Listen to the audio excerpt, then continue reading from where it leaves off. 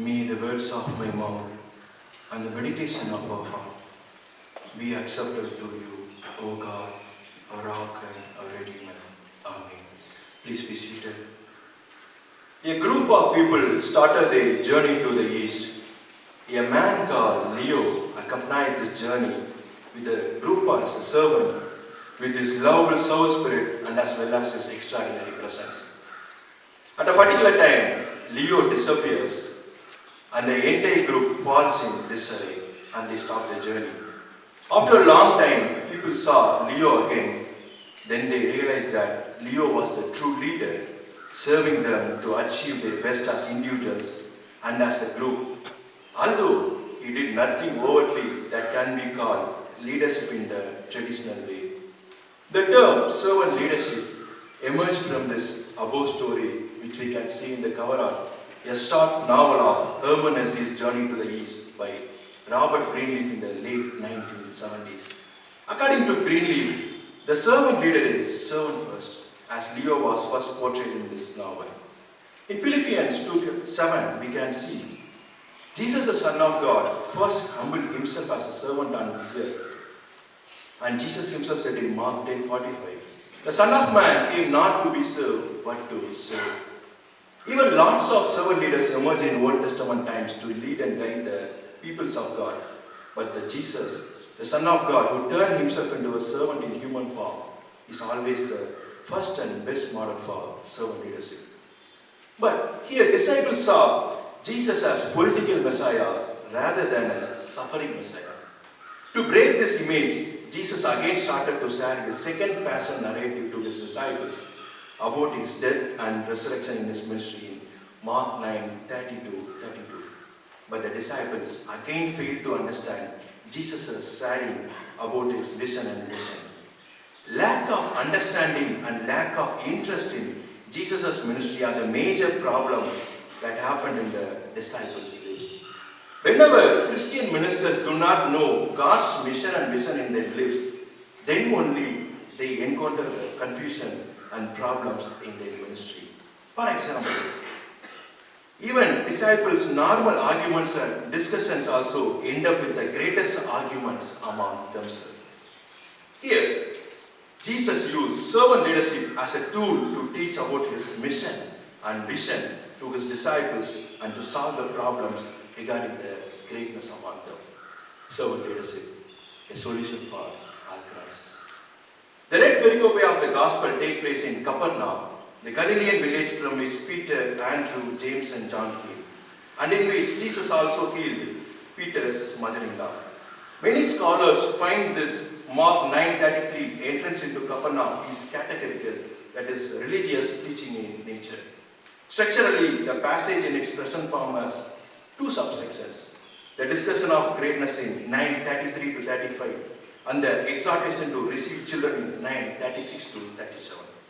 Once we read the Gospel of Mark, we can find one of the main reasons for the disciples' argument is a small division that was already created among them as Jesus' inner circle and outer circle. Jesus creates and invites his inner circle, John, James and Peter, to participate in the events of Mark 5:22 to 43, rising of Jairus' daughter, Mark 9:2-8, transfiguration on Mount, and Mark 14:32 to 42, Jesus' prayer at Gethsemane. Mark 9:9 says, when Jesus and his inner circle came from the mount, there was already a problem that arose among his outer circle about the failure of healing a boy who suffered by the Spirit. Verse 19, Jesus used the word faithless generation to mention his outer circle of disciples' unfaithfulness in ministry in front of scribes and public people. The disciples might have been discussing these things on the way to Capernaum, verse 33, and that would have been a cause for an argument between them. In Mark 10:35 to 45, James and John request for God's glory, which confirms that the argument happens among his inner and outer circle of disciples. Here Jesus transformed himself into his disciple as a servant leader to solve their problem and teach his mission and vision into their lives. Let's see the servant leadership principles and solutions that emerged from Jesus Christ in his transformation.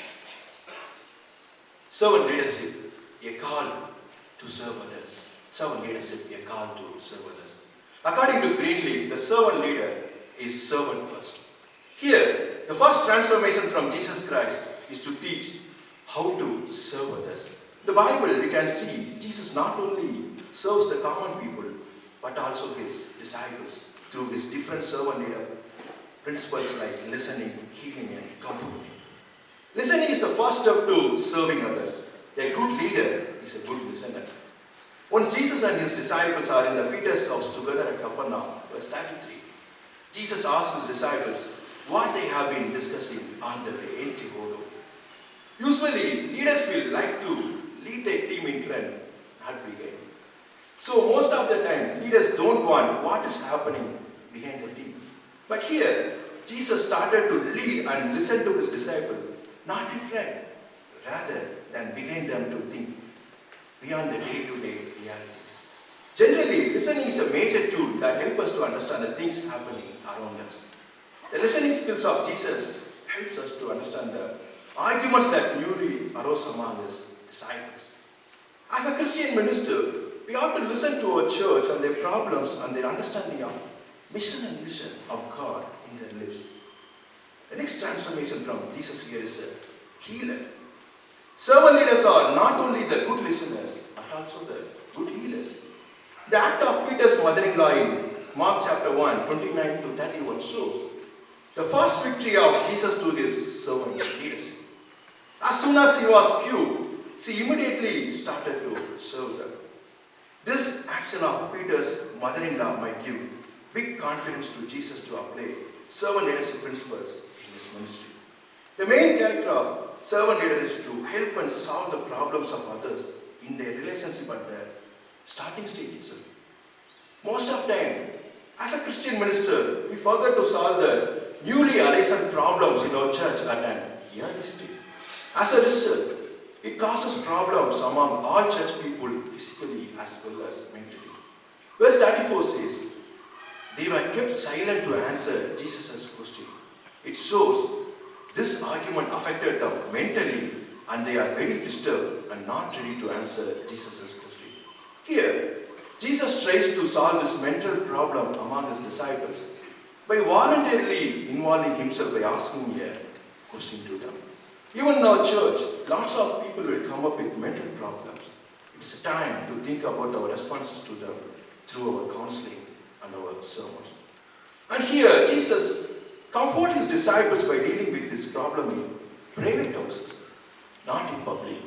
Because Jesus remembers that the disciples want to speak these things only in private, verse 28.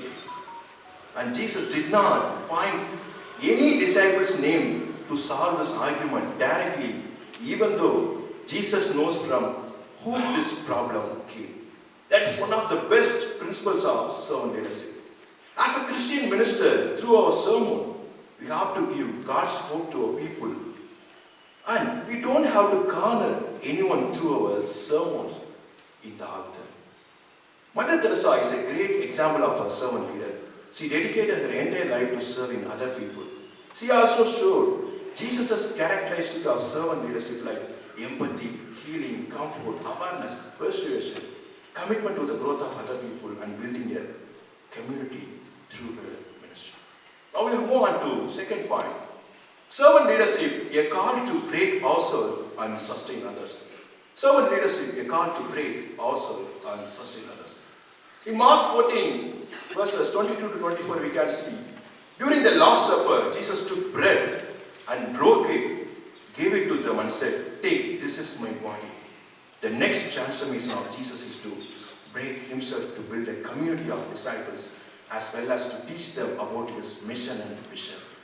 Verse 34 says, on the way they are arguing with one another who was the greatest. In their culture, it was also a source of pride among people to showcase that they were the greatest among others.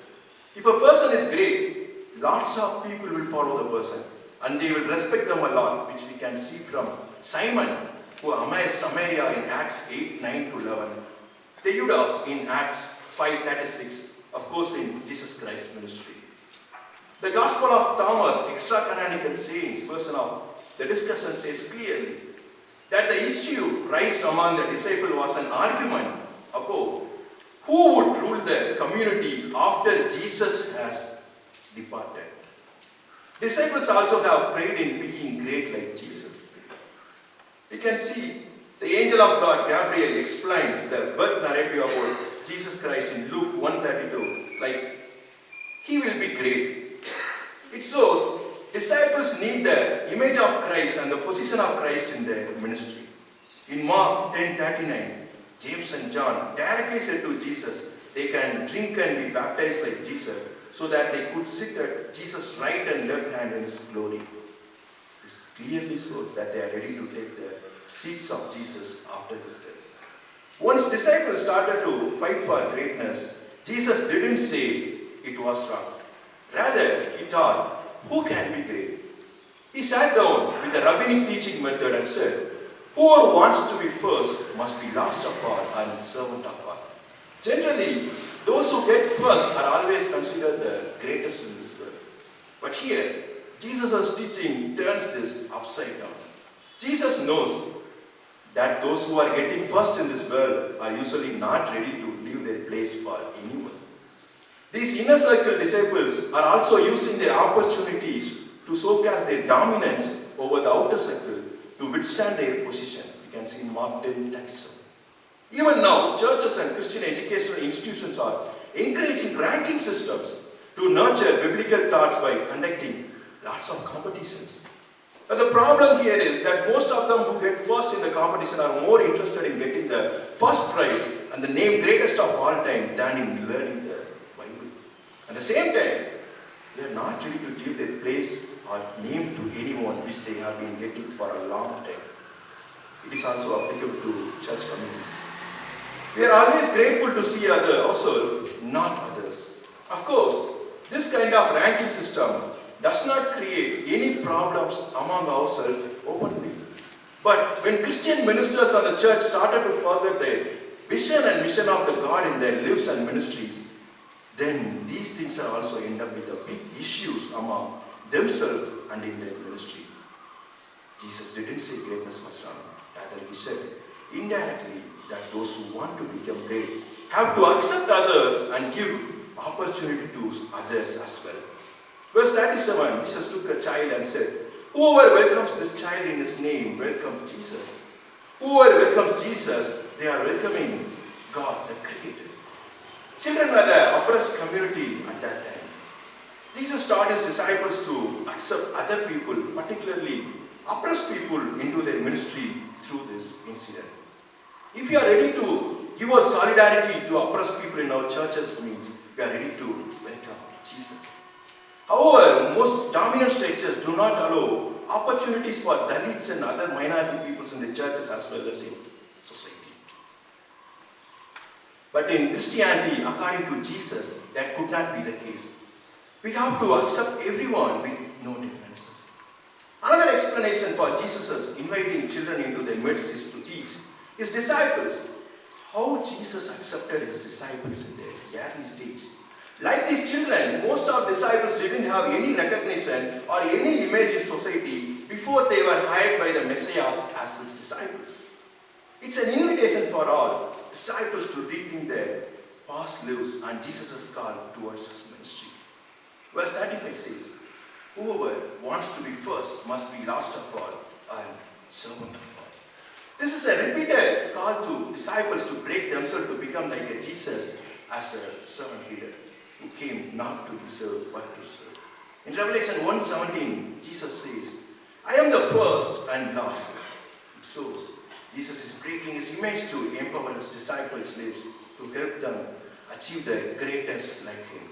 In John 13:1-14-7 also said, again Jesus breaking his messianic image to teach, he came to serve humanity through his humble death on the cross, a death that washes us clean from all sin. Jesus intends his demonstration of humility to serve as an example to his disciples. Friends, as we came to the end of the sermon, I just want to conclude that the person whom we saw in the hermeneutic story, Leo is not a good servant leader to compare him with Jesus Christ. Because He's not even worried about his team, and he didn't prepare an alternative person for his absence into the journey. As a result, the team stops their journey. But Jesus, as a servant leader, had a good vision and mission in his ministry and love towards others. He chose his inner circle previously to take on a leadership role after his death. Jesus also taught servant leadership principle to his disciples until his ascension. Even if a servant leader dies, their team, their good ways and their good words will speak and create a great change among their team and society. Once the Pharisee Gamaliel, teacher of law, said to all the Israelites about apostles in Acts 5, there were lots of leaders who emerged and died, like Judas and Judas the Galilean. And after that, their disciples also died. Is it the same in the case of apostle? And if this happened by humans, not by God, then the apostles' life and their ministry would also be demolished like this. But it's not the same in the apostle case.